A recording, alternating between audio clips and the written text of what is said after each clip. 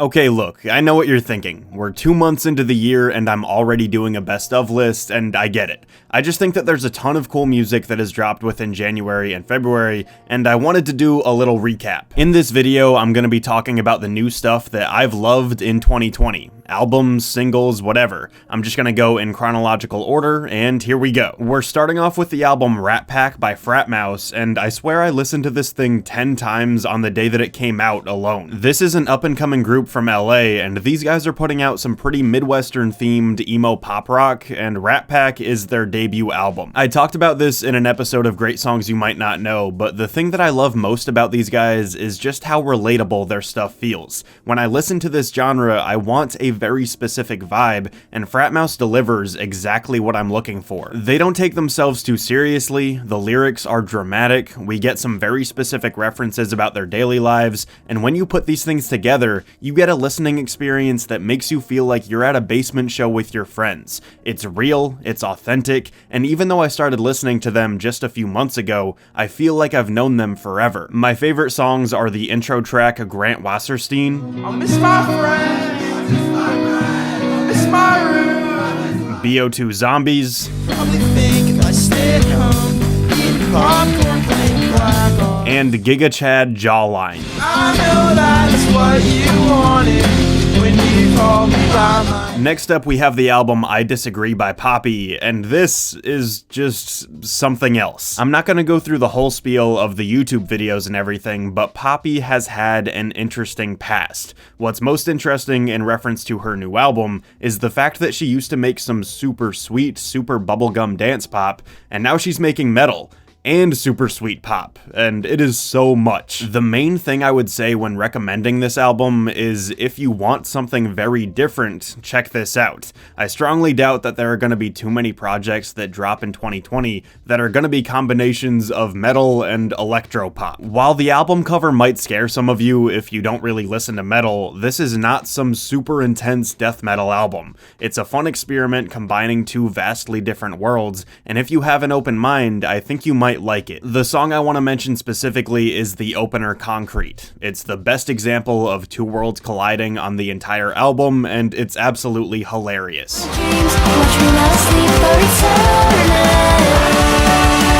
Alright, I'm not putting this in as a joke. I do legitimately listen to this sometimes. I'm not saying it's incredible, but no song has made me smile more this year than Frat by 645 AR.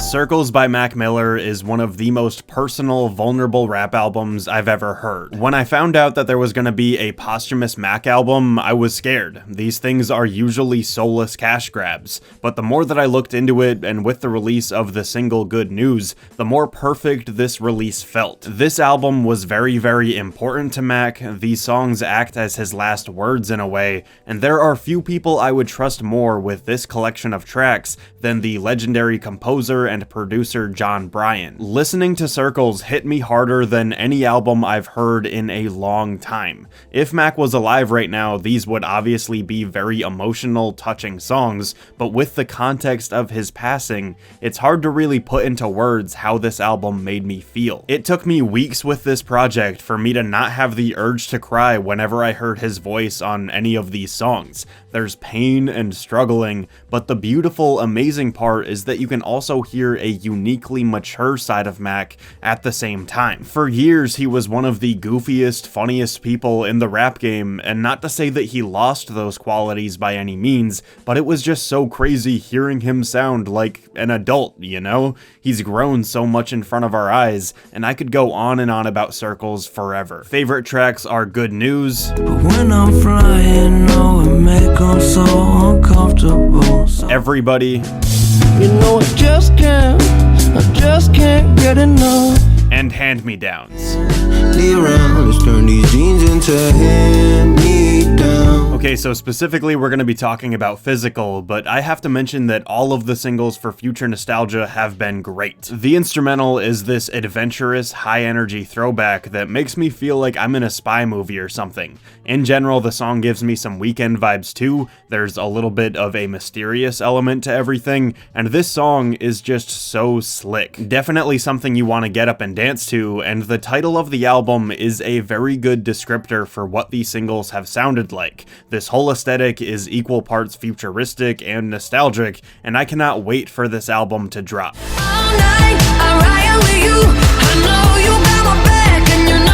2017 to 2019 by Against All Logic will go down as one of the best albums of 2020, no question about it. Just to get this out of the way first, this is the best production I've heard so far this year. The textures on these tracks are so rich, so deep, and playing this on my speakers as loud as I can puts me in a completely different world for 45 minutes. While I do like electronic and IDM stuff, I feel like it takes a very special album for me to really love it and fully commit, and this is exactly what I'm looking for. We get these harsh, intense, thrashing sounds, but what really sells me are the samples and features that Nicholas Jaar brings into his space. Throughout this project, we get everything from samples of 2003 Beyonce and Sean Paul to an aggressive monologue from no-wave, avant-garde, post-punk legend Lydia Lunch. There are a multitude of weird, outlandish choices made within these 9 tracks, and I think just about all of them work.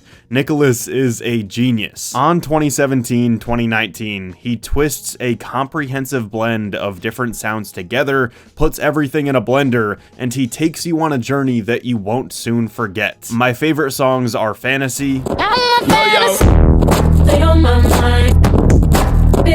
If Loving You Is Wrong, and Faith.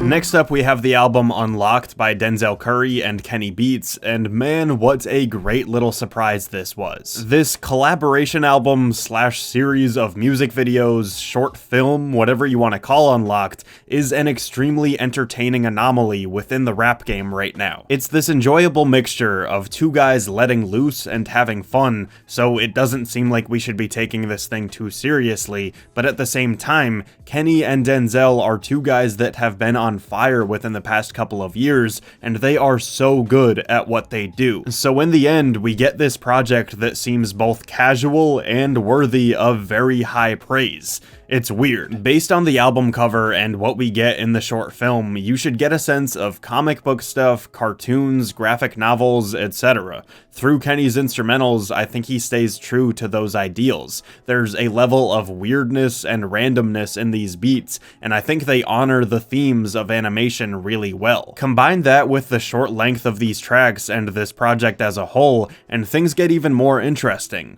It's like you're skipping around a cartoon series and you're getting a taste of the different whimsical adventures of Denzel and Kenny from song to song. And speaking on Denzel Curry's contributions to the album, I think he's arguably the most consistent rapper in the game right now. He's one of those guys that seems to never put out a bad song. All of his albums are at the very least good, and he continues that form on Unlocked. While I think every single song is worth checking out, my big standout is So.Incredible. This, in my opinion at least, is where the collaboration between Denzel and Kenny works the best. It's like a lifesaver. Shave it off the top, it's sorta like a lightsaber. He's greater, Next up, I want to give a quick little shout out to Year Twins and their new song Jimmy Can Jump. This is an up-and-coming math rock inspired emo pop punk band, and while they only have a few songs out right now, I love every single one of them. Jimmy Can Jump is their latest, and I think these guys are getting better and better with each release. These vocals are anthemic, the guitar licks are very sweet and memorable,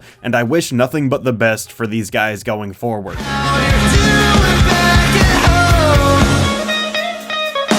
I've seen some mixed reviews for this one, but I personally love the new Strokes single called At the Door. Not to say that I dislike what the Strokes normally put out, but this song is such a refreshing change of pace, in my opinion. This much slower, synth-heavy ballad is not what I was expecting from them right now, but it's easily one of my favorite songs of the year so far. The lack of drums on this thing was a fascinating choice, and I'm all for it. This puts a much bigger spotlight on Julian's vocals, and I feel a sense of yearning in his delivery here. It might not be the best word, but desperation comes to mind, like he's letting everything out and he needs us to hear his words. It's a unique, beautiful song, and while I certainly prefer the first half to the second, I'm still pretty happy with the structure of this thing. I'm not that quiet. My thoughts. We got the new James Bond theme song from Billie Eilish, and surprise, surprise, I like this a lot. It was interesting hearing that Billie would be singing this because for many a reason, you probably wouldn't expect her to be a Bond singer. Whether that be due to her age, her subgenre not exactly gelling with what these songs usually sound like, or the biggest reason would probably be that Billie's vocals aren't exactly as huge and grand as past Bond singers like Gladys Knight or Tina Turner, or even more recently like Adele and Sam Smith. But with that being said, just because Billie doesn't belt all that often, that doesn't mean that her theme song can't be as emotional as everybody else's. I think she brings her own style to this song while still utilizing some classic Bond sounds, specifically the strings near the end of the track, and everything combines for an intense theme song. You know those horrible, slow, dramatic covers of classic rock songs that they'll use for climactic movie moments? I think No Time to Die is what would happen if those songs were actually good.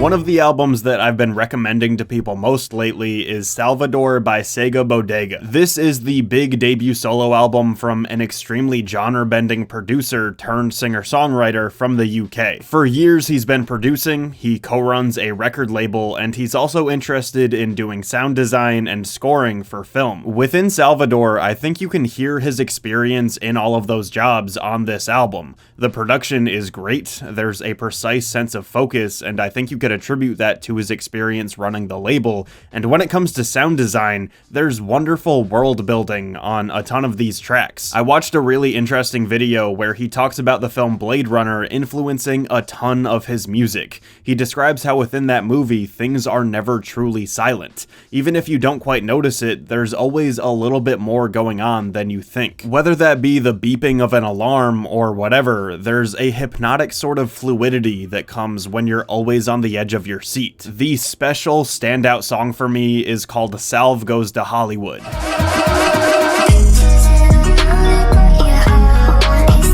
The album Swimmer by Tennis is one that I haven't gone back to a whole lot, but I've liked what I've heard from it. Over time, this group has evolved from some pretty lo-fi nostalgic pop rock to a more cleaned up and polished modern pop sound. Not to say that the nostalgia has disappeared completely because, well, look at them, they're straight out of a time machine, but my point is that they feel like less of a gimmick than they used to. There are some very infectious, groovy tunes on this project, a lot of the stuff might put you in a trance, and if you end up loving the snippets that I play, you're pretty much guaranteed to love the whole album. Favorite songs that come to mind are Runner,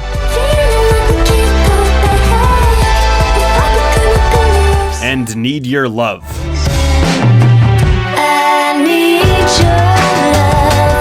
An album that dropped on the same day, and I have many similar things to say about it, is Honeymoon by Beach Bunny. If you've listened to Beach Bunny in the past, this is another Beach Bunny album. Songs about love, insecurities, double standards, and so on. That stuff hasn't changed a whole lot, but similarly to Tennis, Beach Bunny is shying away from the more lo-fi sounds that they've been putting out, and instead opting for a more polished sound. Again, if you enjoy what you hear from the snippets, it's what a majority of the album revolves around, so if you like it, you like it, if you don't, you don't. Favorite songs are probably Miss California,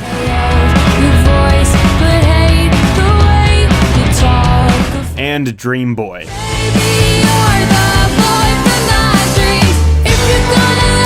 Cardboard City is an interesting little anti-pop release from Zack. His whole delivery is very specific to him, and I think the chances he takes on this project with different levels of distortion might make him a little bit more palatable for people who perceive him as just another indie guy. It's admittedly a messy project, but there's something very charming about it. Sore Throat is my favorite track from the album. Sometimes I feel like I'm alright. The Slow Rush is the new release from Tame Impala, and I'm pretty sure just about everyone in the comments has listened to this already. Overall, I like this album, but I don't quite love it. It's a good record, better than most that I've talked about so far, but I guess my expectations are just very high when it comes to this band. There's something a little bit more subtle about this one, it's not quite as flashy as usual, and in the end, maybe this just doesn't feel as important as past Tame Impala projects. Favorite tracks are Glimmer,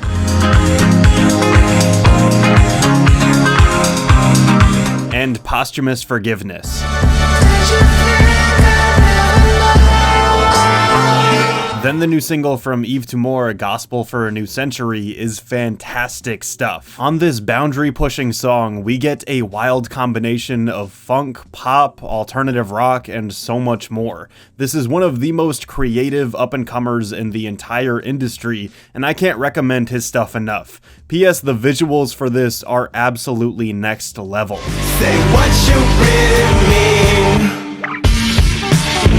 Another one of my favorite songs of the year so far is After Hours by The Weeknd. Boy, did I not expect a 6-minute long multi-part track from The Weeknd as one of the singles for his new album, but I am so incredibly happy about it. For me, this song takes bits and pieces of some of my favorite styles from him over the years and mixes them together. The beginning of the track sounds more like Trilogy-era Weeknd, and the latter half reminds me of some of the newer singles. When he's at his best, I think that this guy is an absolute genius, and on this depressing, manipulative track, once we finally get to that chorus, that is The Weeknd at his very best. It's an amazing song, and it has me so excited for the new album. Baby, where are you now when I need you? And then Man Alive from King Krule is probably my favorite project from him yet. Whether it be the current political landscape which helped shape the title of the album, or recent life-changing moments in Archie's personal life,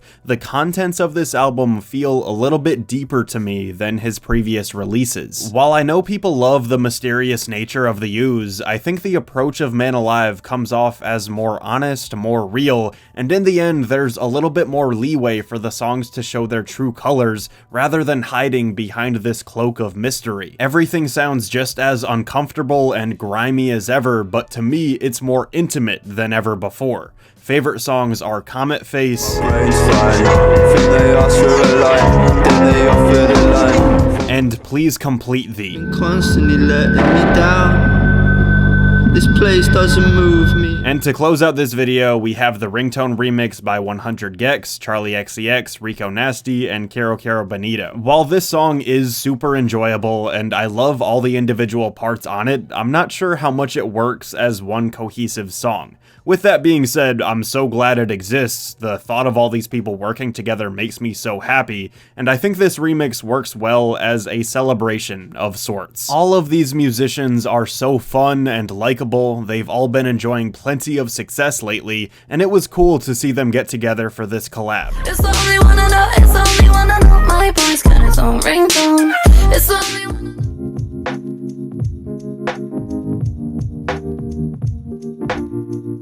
In a wreck, they hating on me too.